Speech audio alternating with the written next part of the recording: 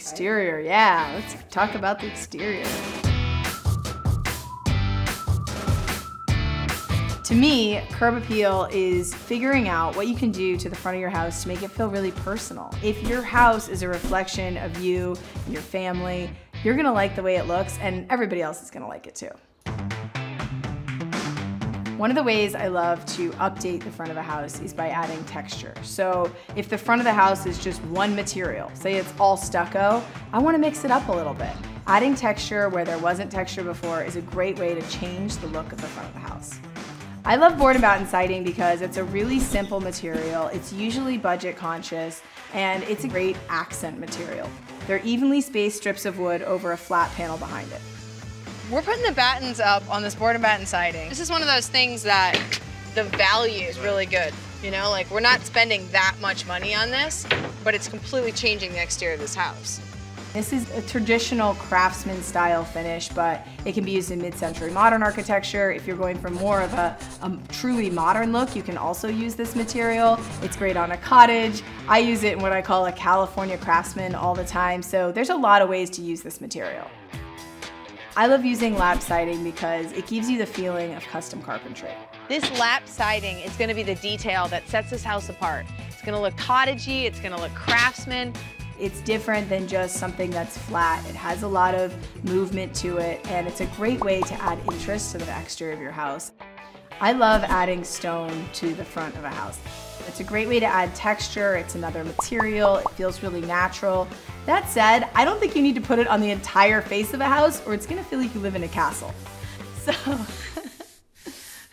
which isn't a bad thing if you wanna live in a castle. By using stone in strategic spots, you can really add a lot of visual interest to the front of the house for not a lot of money. A front door is a really great way to add personality and really say something about who lives in this home. Picking a front door color can be hard. If you're really struggling, look at your closet. Figure out what you wear. I mean, maybe I like the color yellow. Literally, my front door is painted this exact same color. I just realized that. Carrie told me she wants a new front door. The first time I met Carrie, she's wearing this bright blue shirt, and I was like, oh, I really like your shirt. She's like, it's my favorite color. I'm gonna paint her front door that color. It's gonna make all the difference on the front of this house. Protect the manicure, you know what I'm saying? There are a few rules when painting your front door. My secret is to go with a color that I really like, and then go all the way down to the darkest version of that color. So this isn't bright blue, but it's definitely a pop of color for the front of the house.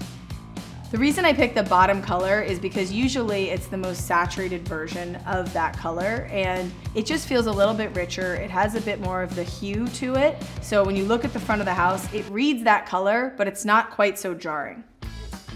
Painting the garage door is a great way to add a lot of curb appeal to the house and visual interest. That said, you don't want to get too crazy. This garage door is literally the same garage door that every other house in the neighborhood has. So I am spraying this beautiful beachy blue. Think about how this garage door can function with the overall design. So if you have a blue house, don't paint your garage door the same color blue. Do something that's a bit darker or a bit lighter, and then you're gonna have that contrast that the front of the house needs. Adding wood to the front of the house is a great way to add just a natural element. I mean, you have that like really organic texture with the wood grain, it's interesting, and it's just something that isn't painted. It definitely matters what type of wood you use for the exterior of your house, and the finish also matters a lot as well. So if you live close to the beach, choose a wood that's really hardy and can withstand a lot of moisture. If you live in the desert, choose a wood that can withstand the sun and the heat. I mean, there's just a lot of different things that go into choosing the type of wood, but your local hardware store can probably help you. Sometimes people get a little crazy with the paint and they paint over things that should be left. We're literally blasting away the cookie cutter of this house. Yeah, absolutely. Yeah, we sure are. We're like, oh, you want to be cookie cutter? No! Posts and beams, over the years they get these layers of paint added to them, and by removing that paint and bringing back that natural wood grain, you can provide a beautiful contrast and just something that's really unique to a house. Adding a metallic accent to the front of the house is just a great way to add just one more layer that you might not otherwise expect, but when you see it on there, it's like, oh, now I get it. It just looks good. I love copper because it's a metal that isn't as predictable. I mean, you see a lot of brass, you see a lot of like galvanized or like a silver color metal, but copper is somewhere in the middle and you don't see it as much. I want to put new gutters on that are copper, that are gonna like be the jewelry on the front of this house. Like they are gonna sparkle, they are gonna shine. Over time it will patina, and it's gonna be totally different. I mean, I haven't seen any other house in this neighborhood that has copper gutters. And that copper rain chain, I mean, you can't argue with that. It's almost like having a fountain in your front yard. It's just one more way to set this house apart.